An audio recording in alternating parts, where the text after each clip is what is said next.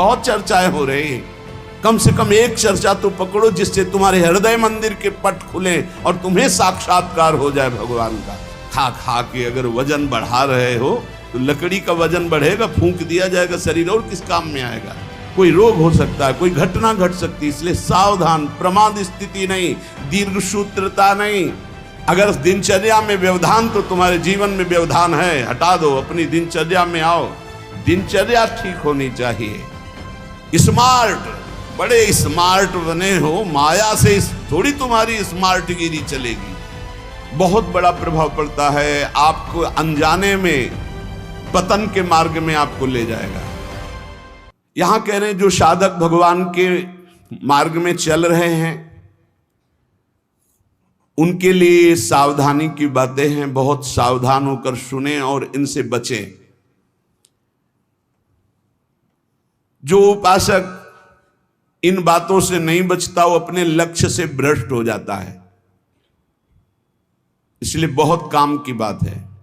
पहला है किसी भी सभा समिति संगोष्ठी में शामिल ना होना, जहां एक दूसरे की कटाक्ष हो रही हो, जहां एक दूसरे की निंदा की जा रही हो, जहां ये सब नहीं, इसमें नहीं फंसना, साधक को नहीं फंसना। भगवत प्राप्ति करने वाले साधक को सबसे पहले बचना है। आ जाना, वहां सभा है, आज वहां समिति है, वहां ऐसा संगोष्ठी है, इस विषय की चर्चा है, नहीं। सत्संग, एकांत सेवन, भगवत सेवा, सत्संग, इष्ट मिले और मन मिले, मिले भजन रस रीति, तहां निसंग कोहे मिलिए, तासों कीजिए प्रीति। कभी नहीं गए, कई तरह की हानियां हो जाती हैं, साधक बहिर्मुख हो जाता है। इसलिए साधक को कभी सभा में, समिति में, ऐसी जगह नहीं जाना चाहिए। मना कर रहे हैं। सभा समितियों में शामिल होना मानो अपनी साधना को नष्ट करना है। जो लक्ष्य प्राप्ति के लिए चलना चाहता है, सभा समिति संगोष्ठी ये नहीं। एकांत सेवन, सत्संग सुना, अपरिचित जीवन, किसी से कोई परिचय नहीं। अखबार पढ़ना, समाचार देखना, ये उनके लिए सही है जो समाज सेवी हैं, जो समाज में विविध पदों में हैं, लेकिन जो भगवत प्राप्ति करना चाहता है उस साधक के लिए ठीक नहीं। ना समाचार पत्र पढ़ना और ना समाचार सुनना, ना समिति सभा में जाना, ना किसी राजनीतिक या व्यवहारिक संगोष्ठी को सेवन करना, नहीं। हम सबके हृदय में विराजमान उस परमात्म तत्व को जागृत करने के विषय में बोलते हैं। सबका हृदय मंदिर बने और सबके हृदय रूपी मंदिर में भगवान का प्रादुर्भाव, केवल उसकी चर्चा होती है। जिस प्रभाव से अनंत जन्मों से हम भटक रहे हैं, उस माया की मलिनता का नाश करके सच्चिदानंद प्रभु में स्थित होने की चर्चा होती है। बहुत चर्चाएं हो रही हैं, कम से कम एक चर्चा तो पकड़ो जिससे तुम्हारे हृदय मंदिर के पट खुले और तुम्हें साक्षात्कार हो जाए भगवान का। जब तक हृदय मंदिर में भगवान प्रकाशित नहीं होंगे तब तक कुछ काम बनने वाला नहीं। तो सत्संग हृदय मंदिर के पट खोलता है, सत्संग ज्ञान चक्षु खोलता है, प्रेम नेत्र खोलता है। सभा समितियों में जाना, पक्ष विपक्ष की वार्ता करना, समाचार पत्र पढ़ना, समाचार देखना, इस साधक को छोड़ देना चाहिए। दूसरा, कोई भी मनुष्य तुम्हारे जीवन में विशेष अधिकार प्राप्त न कर पावे। कोई भी पूरी सृष्टि में विशेष अधिकार, अरे वो अपने हैं, तो फिर श्यामा श्याम तुम्हारे कैसे रहे? श्यामा श्याम तो तभी अपने माने जाएंगे जब कोई और अपना ना हो। मेरे तो गिरधर गोपाल दूसरो न कोई, सिद्ध महान प्रेम रस में डूबी हुई मीरा जी के वचन है। मेरे तो गिरधर गोपाल दूसरो न कोई। गोस्वामी तुलसीदास जी, एक भरोसो, एक बल, एक आस विश्वास, एक राम घनश्याम हित चातक तुलसीदास। किसी भी मनुष्य से विशेषता पूर्वक आपका संबंध ना होने पावे, स्थान विशेष में आसक्ति ना होने पावे, वस्तु विशेष में स्वाद ना आने पावे। भगवत प्राप्ति करना है तो दूसरी बात सावधानी पूर्वक, कोई हमारा विशेष नहीं, कोई खास नहीं, कोई वस्तु, व्यक्ति, स्थान, कोई विशेष हमारे नहीं। जहां राखो तहां रहो, मान सुख रास है। जहां मेरे स्वामी जैसे रख रहे हैं वैसे रह रहा हूं। मेरा नहीं, मेरे स्वामी कहे जब चाहे तब हटा दे, जब चाहे तब रख ले, उनकी बात है। वस्तु जैसा चाहा वैसा भेज दिया, वैसा हम उसका सेवन कर रहे हैं। हमारे लिए कोई खास वस्तु नहीं, मेरे स्वामी ने भेजा इसलिए बात है। तीसरी, मठ या आश्रम की स्थापना करके उसके विषय में चिंतन करना और धन आदि की चाह करना, यह साधक भगवत प्राप्ति से भ्रष्ट होने की वृत्ति है। ये सिद्धों का कार्य है, साधकों का नहीं। मठ आदि की स्थापना करना ये सिद्धों का कार्य, आचार्यों का कार्य है। आश्रम आदि की निर्माण वृत्ति करके फिर उसके संचालन के विषय में चिंतन करना, फिर रुपया पैसा इकट्ठा करना, और जब मर गए तो बाद में जो 4 शिष्य हैं आपस में झगड़ा करना, मुकदमाबाजी शुरू होना। बचो इससे। जैसे बने बनाए मंदिर हैं, बने बनाए जगह हैं, हमको वास मिल रहा है, वास कर रहे, हटा दिए जाएंगे, फिर फुटपाथ में बैठ जाएंगे, पर हमारा कोई चिंतन चुरा ले, ऐसा नहीं। हम ऐसा कुछ नहीं करेंगे जिससे हमारा चिंतन बंटवारा हो जाए। मेरे प्रभु हैं, वो थे, वो रहेंगे। उनके एक निमिष मात्र से अनंत ब्रह्मांडों का सृजन हो जाता है। वो जहां रखेंगे जैसे रखेंगे। जहां राखो तहां रहो, मान सुख रास है। उपासक किसको बैठा ले? स्थान विशेष में आ सकती नहीं, व्यक्ति विशेष में आ सकते नहीं, वस्तु विशेष में आ सकते नहीं। हमारे लिए न कोई वस्तु विशेष है, न स्थान विशेष है, न व्यक्ति विशेष है। मठ और आश्रम आदि की स्थापना करके उसके चिंतन में डुबोना, अपने मन को मानो दुर्गति का मार्ग चयन कर लेना। थोड़ा सा कड़वा लगेगा ये बात। हम कह रहे हैं सिद्धों का कार्य, साधकों का नहीं। साधकों को नहीं फंसना चाहिए। अगर साधक फंसेगा तो नष्ट हो जाएगा, पक्का, इसमें कोई संशय नहीं। वाल्मीकि रामायण में एक प्रसंग आता है कि एक ब्राह्मण देवता भिक्षा याटन के लिए निकले हुए थे, कई दिन के भूखे थे, भिक्षा मिली नहीं, तो रास्ते में कुत्ता आराम से पड़ा था, 3-4 लाठी उसकी खोपड़ी में मारी, फूट गई खोपड़ी। उस समय राजाधिराज चक्रवर्ती महाराज अनंत कोटि ब्रह्मांडों के स्वामी भगवान श्री राम सिंहासन पर विराजमान थे। दरवाजे से आवाज मारी, सेवक ने कहा एक कुत्ता अपनी प्रार्थना करना चाहता है। भगवान ने बुलाया, बोलो। बोले मैं आराम से मार्ग में पड़ा था प्रभु, क्या मार्ग के साइड में पड़े रहना अपराध है? मैं कुत्ता हूं तो इसलिए मेरा इतना भी अधिकार नहीं कि मैं रास्ते के साइड में पड़ा रहूं। नहीं हुआ क्या, एक ब्राह्मण ने हमारे 4-5 लाठी मारी, खोपड़ी फूट गई। आप बताओ क्या मेरा दोष क्या था? मैंने भूखा भी नहीं, मैंने उसको कुछ छेड़ा भी नहीं, फिर क्यों मारा? बोले हमारे दरबार में ब्राह्मण को तो दंड दिया नहीं जाता। हाँ आप आए हो इसलिए बुलाते हैं उनको और प्रार्थना करेंगे कि ऐसा क्यों किया। बुलाए गए, भगवान आदर किए उन्हें और कहा आपने ऐसी त्रुटि क्यों की, क्यों मारा इसको? बोले 3-4 दिन से भिक्षा नहीं मिल रही थी, आराम से सो रहा था, मैं भूखा टहल रहा हूं, गुस्सा आई, हमने मार दिया। अपराध है आपका? हाँ है। कुत्ते से कहा कि मैं तो दंड नहीं दे सकता क्योंकि हमारे दरबार में ब्रह्म ऋषि को दंड नहीं दिया जाता, आप दंड निर्धारित कीजिए, क्या दंड दिया जाए? उनका कलिंजर पर्वत का इनको महंत बना दिया जाए। तो ये दंड है, पुरस्कार। जिसको मांगने से भी भिक्षा नहीं मिलती, वो कलिंजर पर्वत के बहुत बड़े आश्रम का महंत बन जाएगा आगे चलकर, तो ये तो पुरस्कार मिला, ये तो दंड थोड़ी। बोले नहीं प्रभु, मैं मानते ही हूं, पूर्व का मैं मानते ही हूं, जो कुत्ता बना हूं, ये जब कुत्ता बनेगा ना तब इसको समझ में आएगा। सीधे कुत्ता ना कह करके इसको हमने, अगर साधक ये सिद्धों का खेल है, जो स्वात्मानंद में मगन है वो पूरा साम्राज्य चला सकते हैं, लेकिन जो साधक है अगर इस प्रपंच में फंसा तो मारा जाएगा। जब तक भगवत साक्षात्कार न हो तब तक होश में मठ और आश्रम आदि की स्थापना करके उसके चलाने की चिंता करना, ये सब बिल्कुल परमार्थ से भ्रष्ट कर देने की बात है। चौथा, साधन में आलस्य, प्रमाद अपनी दिनचर्या में कभी नहीं होना चाहिए। गुरु प्रसाद से अभी तक, अब आगे भगवान जाने, अगर 102 बुखार भी है और हमारा नियम है 12:30 बजे 1 बजे जगना, तो जगना है, जगना। पैदल आते थे, अब ठीक उसी समय राउंड लगा के अपनी दिनचर्या है, अपनी दिनचर्या में 1 मिनट का फर्क नहीं। अब तो आराम से सो सकते हैं, नहीं, आराम कहाँ, जब तक शरीर में श्वास है आराम नहीं।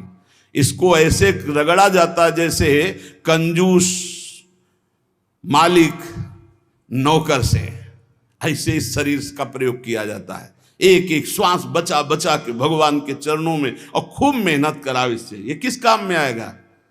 खा खा के अगर वजन बढ़ा रहे हो तो लकड़ी का वजन बढ़ेगा, फूंक दिया जाएगा शरीर, और किस काम में आएगा? न उठने में सुविधा, न दिनचर्या में सुविधा। जब शरीर बढ़ जाता है ना, अरे थोड़ा कम खाओ, खूब इसको व्यायाम प्राणायाम और अपनी दिनचर्या मेहनत करो, खूब नाम जप करो, भजन करो, इसके लिए मिला है। बोले साधन में आलस्य नहीं होना चाहिए, अपनी दिनचर्या में प्रमाद नहीं होना चाहिए। किसी भी साधक दिनचर्या में प्रमाद का मतलब है अपने जीवन को नष्ट करना। ये नींद अच्छा है या राधा राधा रटना अच्छा है? हम कहते थोड़ा सो लो। नींद में केवल सुख जो मिलता है वो 5-6 घंटे संसार का चिंतन छूट गया, इस बात का है। तो तुम बैठे बैठे जागृत में यदि ऐसा अभ्यास बना लो, उसे समाधि कहते हैं। न जागृत है, न स्वप्न है, न सुषुप्ति है, भगवदाकार वृत्ति है। इसी के लिए तो हमारा मानव जीवन हुआ है। साधक अपनी साधना में प्रमाद न करे। कभी 3 बजे, कभी 4 बजे, कभी 5:30 बजे, कभी 2 बजे, ऐसी दिनचर्या ने, एक राइट दिनचर्या, 2-4-5 मिनट की बात अलग, पूरे जीवन, आजीवन एक दिनचर्या चलनी चाहिए साधक की। फिर कर लेंगे प्रमाद, दीर्घ सूत्रता, ये नहीं होना चाहिए। 11 माला कहा है, आज 5 माला हुए, कोई कल 11 और 6, फिर कल जब 11 और 6 पूर्ति कर रहे तो 6 पूरे, 11 फिर आगे कर। धीरे धीरे नियम ही खत्म हो गया, खत्म। हम कभी इस बात से राजी ना हो कि हमारा मन भजन के लिए आगे टालता है। जब हम दीक्षा देते हैं तो इतना जरूर कहते हैं कि 11 माला गुरु मंत्र के अधिक जपो तुम्हारे सौभाग्य का विषय पर। हमारा नियम 11 कम से कम प्रारंभिक स्थिति में, 12 पद कम से कम चतुरासी जी के पूरी पाठ कर जाओ, तुम्हारे अहो भाग्य, धन्य भाग। रो रो कर जब नाम पुकारते हैं तब कृपा होती है। पता नहीं कौन सी परिस्थिति ऐसा आ जाए कि लाद कर तुम्हें धाम से बाहर फेंक दिया जाए।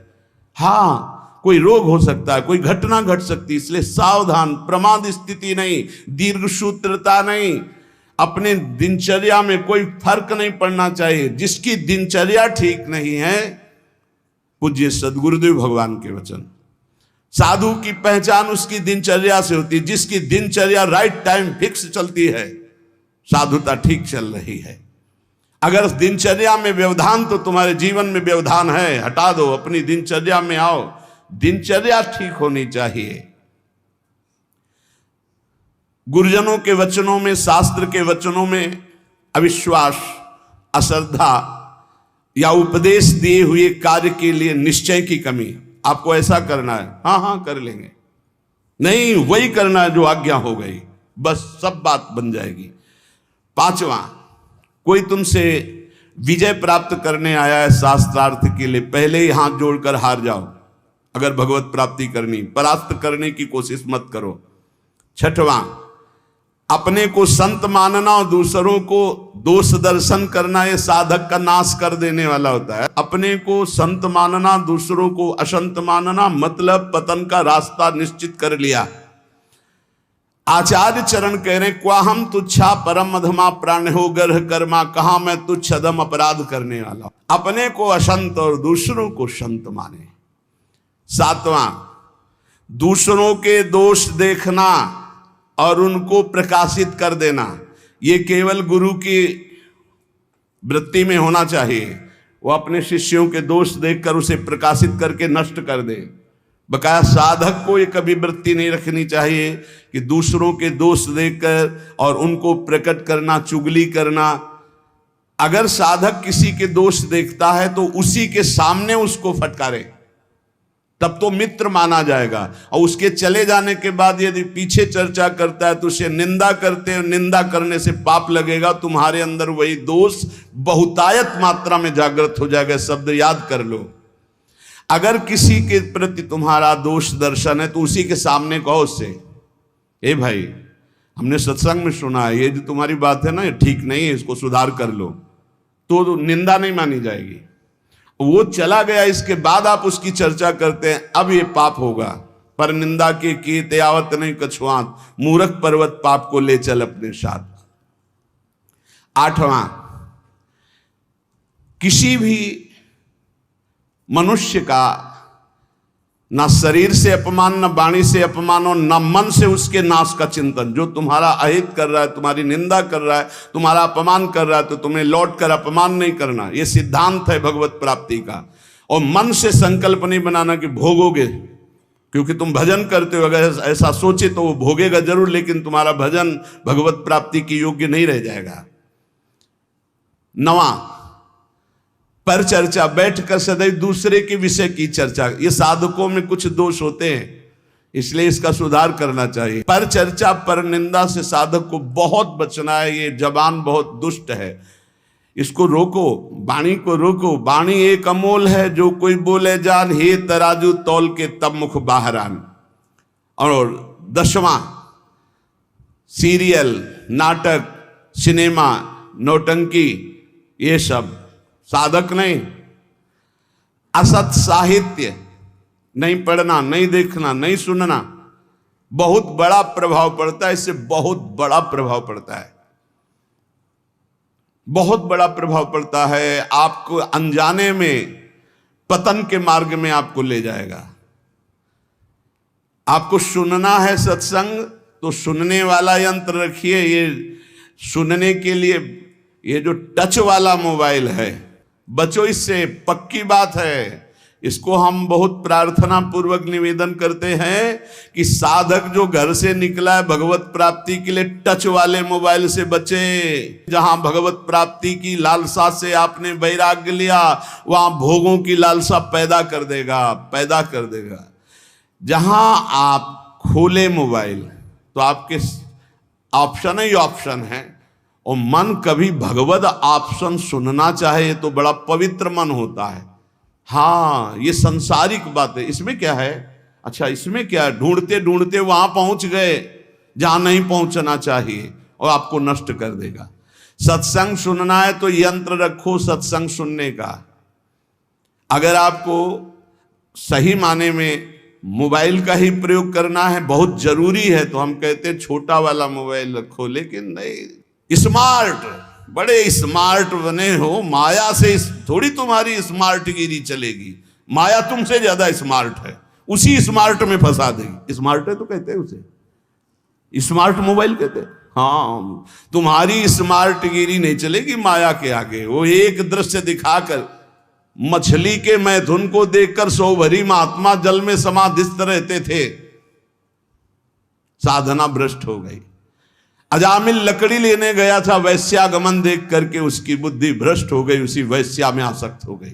प्रार्थना है, बहुत है, बिना मोबाइल के नहीं चलता तो 1800 वाला ले लियो, 2000 का जो नहीं आता इतना बड़ा।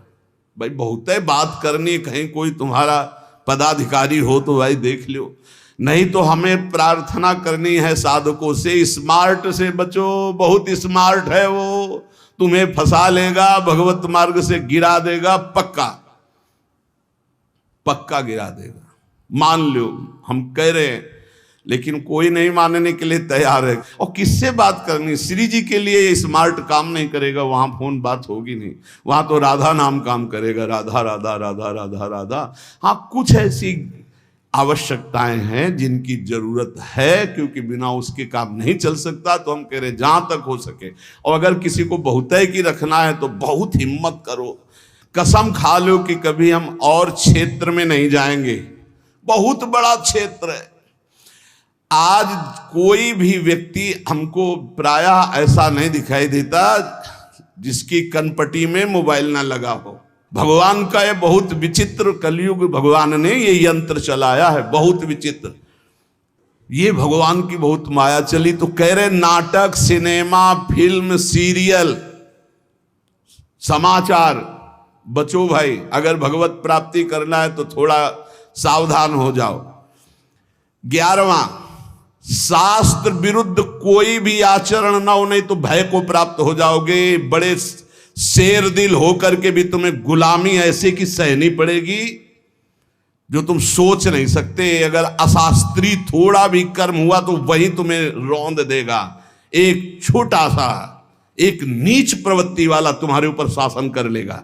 हमारी बात को समझना, जो लिखा है, शास्त्र विरुद्ध कोई भी आचरण तुम्हारे शेर दिल को रौंद देगा। शेर दिल का मतलब समझते हो, साधु सिंहवत होता है, बिल्ली बना देगा। वही तुम्हें डाउन होना पड़ेगा, वही तुम्हारी हंसी उपहास, वही तुम्हारी निंदा हो जाएगी, अशास्त्रीय आचरण। 12वां, बड़ों के आने पर खड़े हो जाना चाहिए, नहीं तो प्राण शक्ति कमजोर होती है। अपने से पूज्य और बड़े जन आवे तो हाथ जोड़कर खड़े हो जाने से हमारी प्राण शक्ति मजबूत होती है। पक्का मानो, ये जो दिल कमजोर हो रहे हैं ना, इसका कारण खान पान व्यवहार अशास्त्रीय, ये जो सुबह 8-10 बजे तक सो रहे हैं, आयु नष्ट हो रही, ये जो नाना प्रकार के बाहरी भोजन कर रहे हैं, इनसे अपने यंत्र कमजोर हो रहे हैं। जो अशास्त्रीय कार्य हो रहे हैं उनसे जीवनी शक्ति नष्ट हो रही, प्राण शक्ति कमजोर हो रही। पक्का मानिए, आज प्रायः लोग ऐसा ही है कि 1-2 बजे रात्रि के सोते हैं और 8-10 बजे जगते हैं। हमारी प्रार्थना है भुवन भास्कर उदय हो रहे और आप सो रहे, तो आपकी श्री, कीर्ति, यश, पवित्रता, प्राण शक्ति, जीवन शक्ति, इन सब का नाश हो रहा है। अरे प्रातः काल भगवान उदय हो रहे हैं, हाथ जोड़कर प्रणाम मात्र कर लो, नार्घ देव तो प्रणाम तो कर लो, भुवन भास्कर पधारे सूर्य नारायण। लेकिन नहीं, 10-11 बजे तक सोते। प्रायः दिनचर्या बन रही। सही माने में 10 बजे सो जाओ, 11, 12, 1, 2, दिन में 1 घंटा विश्राम का। जिसको दिन में विश्राम नहीं तो 9 बजे सो जाओ। 5 घंटे सो जाना बहुत होता है, 5 घंटे बहुत। अभ्यास योग युक्तेन, जैसा आप अभ्यास कर लो वैसा। आपने अभ्यास कर लिया 3 घंटे में, तो 24 घंटे में 3 घंटे में काम हो जाएगा। आप अभ्यास कर लो। अरे साधना एक बार सोने का समय दे दिया, इसके बाद बस फिर नींद नहीं आनी चाहिए, फिर नींद नहीं आनी चाहिए हर समय ऐसे नींद। और 13वां, किसी भी वस्तु से या जीव से घृणा नहीं करनी। हमें प्रयोग नहीं करना, हमें घृणा नहीं करनी किसी भी वस्तु से, किसी भी जीव से। सब भगवान की सृष्टि, हमारे लिए जो आदेश है हम उसका खान पान करेंगे, उसका पालन। हमें घृणा किसी से नहीं, किसी से नफरत नहीं। ये घृणा नफरत ये भगवत मार्ग के पथिकों में नहीं होती। विपत्ति में घबरा करके किसी और से सहयोग मांग लेना, ये बहुत खास बात है। बैठे रहो, प्रभु देखते हैं, बने तो आपसे बने, नहीं तो बिगड़ जाए, देखेंगे आप कैसे बना। पक्का गिरते गिरते गोद में हो जाओगे। कई बार हमने अनुभव किया सेकंड का, अगर सेकंड की चूक हो जाती तो ऐसी घटना घट जाती है। सेकंड की चूक नहीं होने दी मेरे प्रभु ने, हमने कई बार देखा है। इसलिए भारी विपत्ति में घबरा कर किसी और का सहयोग लेना कभी ऐसा अनन्य भक्त के द्वारा नहीं होना चाहिए। अब क्या होगा? वही होगा जो प्यारे राम जी को भाएगा। और राम जी मंगलमय है, पक्का मंगल ही होगा, अमंगल नहीं हो सकता। भक्तों का सदैव ऐसा ही होता है। वही होगा जो हमारी प्रियालाल चाहते, वही होगा जो हमारे इष्ट चाहते। इष्ट मंगल भवन है, अमंगल हो नहीं सकता। भारी संपत्ति प्राप्त हो तो फूलना नहीं। अब तो वैसे सही बात देखो, जो भगवान का भजन करते हैं उनके लिए हर कोई वस्तु हर्ष वाली नहीं होती। किसी में हर्ष होता है, बहुत सी बढ़िया चीज मिल गई, बहुत सब, हर चीज नाशवान है। हर चीज, हर वस्तु, यहां जितना दुखालयम शाश्वतम नाशवान, यहां की कोई वस्तु हर्ष देने वाली है, सुख देने वाली है। प्रतिपल नष्ट हो रही, पर ज्ञान सही है नहीं है, इसलिए हम हर्षित हो जाते हैं कि हमको अमुक वस्तु मिल गई, अमुक व्यक्ति मिल गया, अमुक पदार्थ मिल गया। किसी भी कारणवश अकस्मात आपकी बात सिद्ध हो जाती है, जो आप कह दिए, तो आप उसके सिद्ध हो जाने पर जो आपने कहा, आपको दुख होना चाहिए। आपने जो चाहा वो हो गया, आपने जो मांगा वो हो गया, आपने जो कहा वो हो गया, तो आपको दुख मानना चाहिए। नहीं नहीं, ये अगर बात मेरे अंदर आ गई तो मैं भगवत प्राप्ति नहीं कर पाऊंगा, इस बात का दुख होना चाहिए।